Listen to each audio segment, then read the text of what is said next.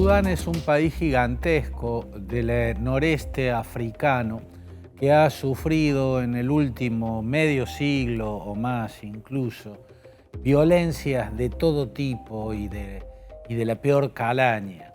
Tuvo la larguísima, interminable dictadura, más de 3 décadas, que encabezó el sanguinario Omar al-Bashir.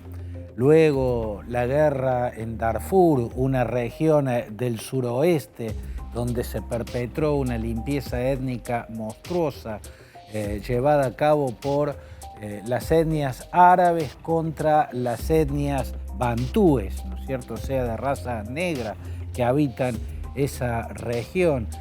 Y a renglón seguido vino la secesión del sur, la violencia interminable que terminó separando el sur del resto del país y nació así Sudán del Sur.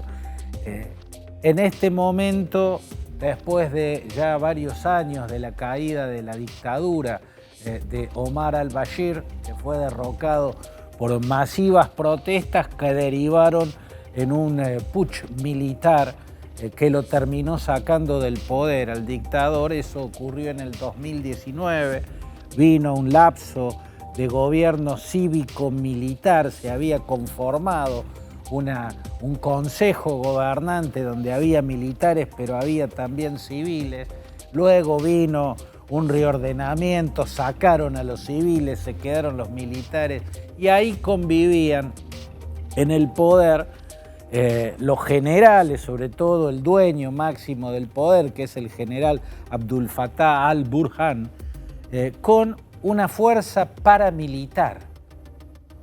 Las FARC se las llama, las Fuerzas de Apoyo Rápido. Ese es el nombre de esta organización paramilitar particularmente brutal, cuya sigla en español sería FARC.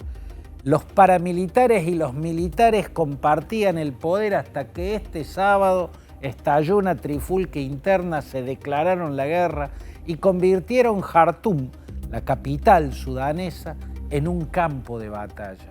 Desde el sábado están en una guerra abierta en la ciudad de Jartum. En muy pocos días ya había más de 100 muertos civiles y había más de 1 millar de heridos gravísimos, además de muchísimos edificios totalmente destruidos. Y no solamente Jartum, la capital de Sudán, es un campo de batalla, sino otras ciudades de este país africano están viendo correr ríos de sangre. ¿Qué es lo que ocurrió? Y lo que no podía dejar de pasar, ¿no? Una organización paramilitar poderosísima como es la FARC temió ser desplazada del poder por el general Abdel Fattah al-Burhan. Entonces se levantó en armas e inició una lucha para quedarse con el poder total. Y si se quedara con el poder total, la milicia paramilitar que desató esta guerra, ¿qué ocurriría? Bueno, que el Sudán quedaría en manos de los milicianos que perpetraron uno de los crímenes masivos más espeluznantes que ha tenido el mundo en las últimas décadas. La limpieza étnica con violaciones masivas a mujeres y niños, con masacres en cantidades industriales perpetradas por los árabes sudaneses contra los bantúes sudaneses en la región de Darfur. Esta milicia, llamada Fuerzas de Apoyo Rápido, es lo que antes se llamaban los Janjaweed. ¿Qué son los Janjaweed? Son milicias de beduinos árabes, criadores de camellos, la mayoría de ellos. Gran parte de ellos habitaban en Darfur, fundamentalmente Mohamed Dagalo. Mohamed Dagalo fue uno de los líderes de la milicia Janjaweed, ¿no? Que cuando estallaron las rebeliones de los bantúes, que son de religiones o creencias animistas, aunque algunos son también musulmanes, como los árabes de Sudán, pero no todos, cuando se levantaron en armas contra la dictadura de Omar al-Bashir, los Janjaweed fueron contratados prácticamente por el dictador al-Bashir para que aplastaran las rebeliones en Darfur.